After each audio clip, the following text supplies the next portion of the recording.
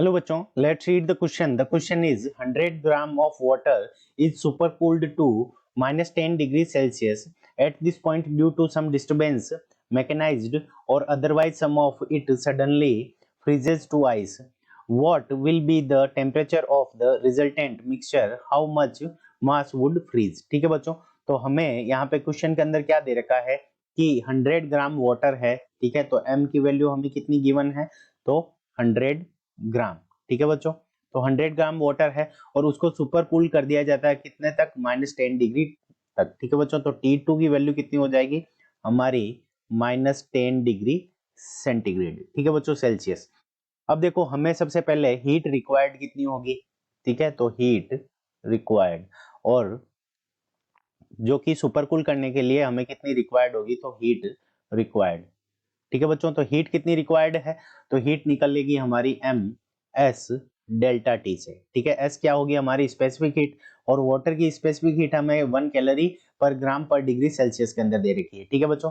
तो यहाँ पे m की वैल्यू हमारी कितनी है, 100 ग्राम, ठीक है, और s की वैल्यू कितनी है, 1 है, और टेम्परेचर चेंज कितना हुआ, तो 0 डिग्री से -10 डिग्री सेंटीग्रेड तक, ठीक है बच्चों, -10 डिग्री सेल्सियस तक। तो यहाँ से हमारे पास में जो Q की वैल्यू आ जाएगी, heat required, Q is equals to 1000 joule, ठीक है, 1000 कैलोरी, ठीक है, 1000 कैलोरी हमारी Q हीट रिक्वायर्ड आ जाएगी। अब क्या होता है कि इसके अंदर कुछ आइस जो क्या होता है, फ्रीज हो जाता है, ठीक है बच्चों। तो कुछ आइस फ्रीज हो जाता है सुपर कोल्ड वाटर से, तो उसका हमें वैल्यू निकालनी है। अब देखो लेटेंट हीट ऑफ फ्यूजन हमें दे रखी है, तो ये जो हीट रिक्वायर्ड होगी, ये हीट है, वही हीट क्या करेगी, दोनों के अंदर इक्वल हो जाएगी, ठीक है बच्चों। यानी ये जो हीट है वही इसको हीट सप्लाइड करेगी, ठीक है। तो Q इसको 1 दे देते हैं, तो Q1 is equals to Q2, ठीक है। तो हीट सप्लाइड दोनों की क्या हो जाएगी, इक्वल हो जाएगी। और मान लेते हैं कि हमारा एम आई मास क्या है, वो फ्रीज हो जाता है इसका, ठीक है। तो यहां से हमारी 1000 calorie is equals to M I mass of ice freezed into, जो हमें दे रखी लेटेंट हीट ऑफ फ्यूजन कितनी दे रखी, 80 कैलोरी पर ग्राम, ठीक है बच्चों। तो यहां से हमारे पास में मास ऑफ आइस कितना आ जाएगा, 1000 डिवाइडेड बाई 80, ठीक है बच्चों।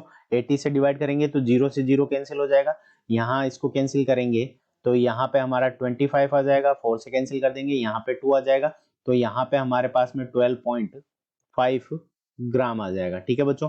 तो माइस जितना आइस का वाटर फ्रीज होगा वो हमारा कितना है, 12.5 ग्राम, ठीक है बच्चों। अब देखो जो वाटर का जो हमें मास गिवन था वो कितना था, 100 ग्राम, ठीक है, और आइस जो फ्रीज हुआ है वो है 12.5 ग्राम, ठीक है बच्चों।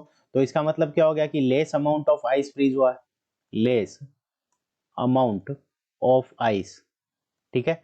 तो लेस अमाउंट ऑफ आइस है, तो इसका मतलब जो मिक्सचर का जो टेम्परेचर होगा वो हमारा कितना होगा, 0 डिग्री सेल्सियस होगा। Less amount of ice is freezed, ठीक है, less amount of ice is freezed, so so temperature of mixture, temperature of mixture, temperature of mixture will be, temperature of mixture will be, will be 0 degree Celsius, ठीक है बच्चों। तो 0 degree Celsius temperature का mixture का temperature आ गया हमारा, और हमने कितना मास जो फ्रीज हुआ वो भी वैल्यू निकाल ली, वो है 12.5, और मिक्सचर का टेम्परेचर 0 डिग्री सेल्सियस। तो यही हमारे इस क्वेश्चन का करेक्ट आंसर है। I hope you understood it well, all the best.